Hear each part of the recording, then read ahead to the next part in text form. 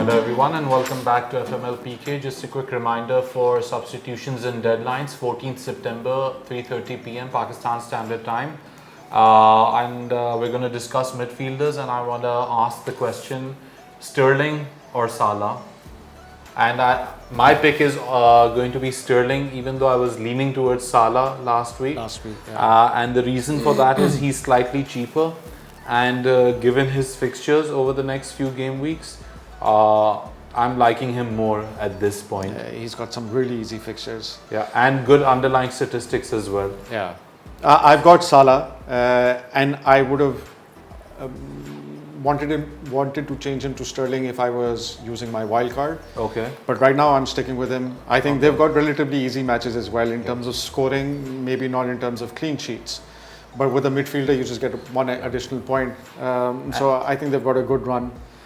And I just want to reiterate what you said, that had you been using your wild card, you would have gotten Sterling in, but you're not.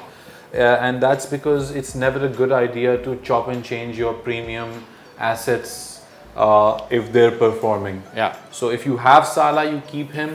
Yeah, Salah I'm keeping. But if you have neither and you have the option of getting one in, then we're tilting towards Sterling. But what about you? I've got Having used your wild card already? I've had Sterling, Salah from the beginning. Okay. Both of them have been in my midfield, and since the start, you've got a bigger budget than everyone else. but I've been light in the forwards. I never had a premium forward. Okay. I always had a budget forward. But these two guys stick around with my wild card. I've supported in with KDB has come in as my midfield. But excellent choice. He seems to be like the only safest bet. Nailed on starter in the City squad so far. in terms of the Salah Sterling debate, I think Sterling is the better scoring option. Salah is on penalty duties, but he's getting more assist attempts, and he's more in the box, etc. So he's creating more. He's getting more involved. But Sterling's more of that striker role, obviously.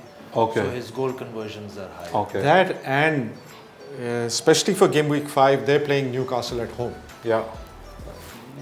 And you cannot rule out a hat-trick from Salah playing at home against Newcastle. If you look at the previous 4 game weeks, they've played 2 at home. He scored 3 goals in the 2 games that they've played at home. Okay. So that's the big confusion. Plus Sterling had his international duty on also, Yes.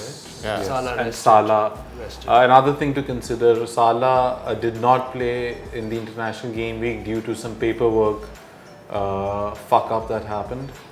Yeah, so that's why he didn't play. Wow. All right.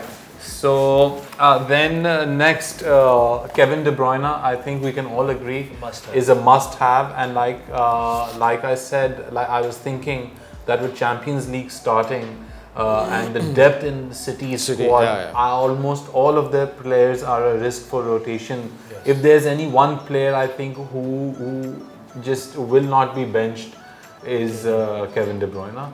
Barring any injuries, I think he's the safest player to have in the Premier League right now. The way he's playing, the potential that he has is just super. Then amongst the budget picks, I have Cantwell in my team. I think his underlying statistics are very good, and I don't see any reason to change him right now. And but someone else who's on my mind right now is Christian Eriksen of Tottenham. Now that he's staying, his minutes are increasing, and we can see what type of effect he has on the team. And I'm sure the manager just knows now that it's Eriksen impossible not to start him. But in terms of budget midfielders, I think McGinn is somebody that we should look out for. Yes, He's got McGinn. John McGinn, Villa. Speaking of James, another guy to look out for. Yeah. Daniel James. Yes. Yeah, Daniel James I've got this week. I got rid of Ndombele, who till the time that I made that change was injured. Now he's 75% chance playing. But does he play with Son back, Eriksen back? Yeah, so I thought of that when I made that change, when I got Ndombele in. I just think that if Ndombele is fit, maybe he plays in place of Lamela. Okay.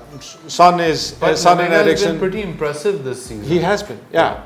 And I hear Delhi Ali is also back in training. Oh, Yeah, Oh, if I'm not mistaken. So something to look out for. definitely a team to monitor. Yes, and considering their fixtures, Yeah.